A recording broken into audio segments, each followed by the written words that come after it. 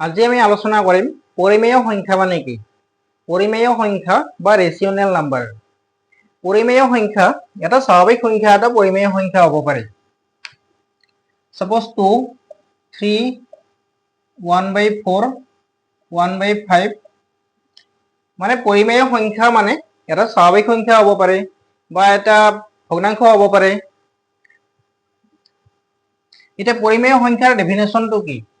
পৰিমেয় সংখ্যা হ'ব লাগিলে যাক আমি এটা ভগ্নাংশ ৰূপত অৰ্থাৎ p/q আৰ্হিত আমি প্ৰকাশ কৰিব পাৰো। সাপোজ 2 ইকুৱেল আমি লিখিব পাৰো 2/1, কাৰণ আমি জানো যে সকলো স্বাভাৱিক সংখ্যাৰ তলতে 1 এটা থাকে, গতিকে 1 ৰে যিকোনো সংখ্যাক আমি ডিভাইড কৰিলে যেহেতু সেই সংখ্যাটোৱে পাওঁ, গতিকে সকলো সংখ্যাৰ তলত এটা 1 থকা বুলি আমি ক'ব পাৰো। গতিকে সকলো স্বাভাৱিক সংখ্যা এটা পৰিমেয় সংখ্যা হয়। এতিয়া কিছুমান সংখ্যা আছে যেনে √4, এইটো পৰিমেয় সংখ্যা হ'বনে নাই? ক্লাছ 10ত তোমালোকে পাইছা এনেকুৱা পৰিমেয় সংখ্যাৰ ওপৰত অংক আছে কিছুমান, যে পৰিমেয় সংখ্যাক অপৰিমেয় সংখ্যালৈ পৰিৱৰ্তন কৰিব লাগে বা অপৰিমেয় সংখ্যা পৰিমেয় সংখ্যালৈ পৰিৱৰ্তন কৰিব লাগে। এতিয়া এইটো পৰিমেয় সংখ্যা হয়। কিয় হয়?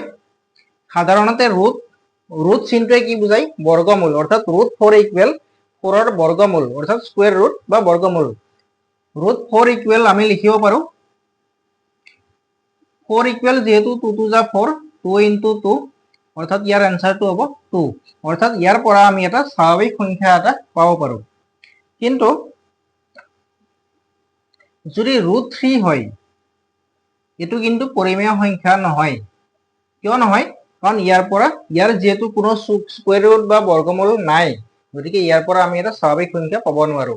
So it is a not rational number.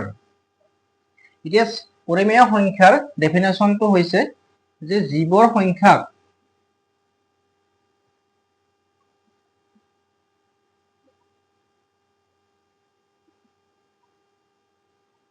আমি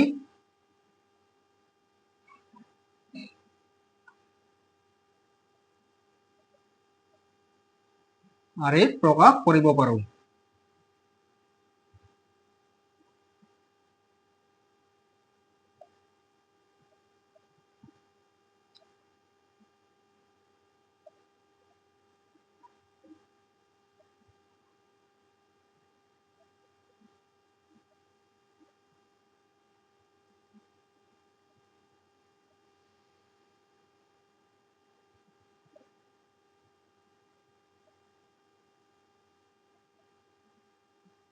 বলে যেনে 2, 3, 4, 5 এনেকুৱা যিমান মানে স্বাভাৱিক সংখ্যা আছে বা নেচাৰেল নাম্বাৰ আছে সকলোবিলাকে হ'ব।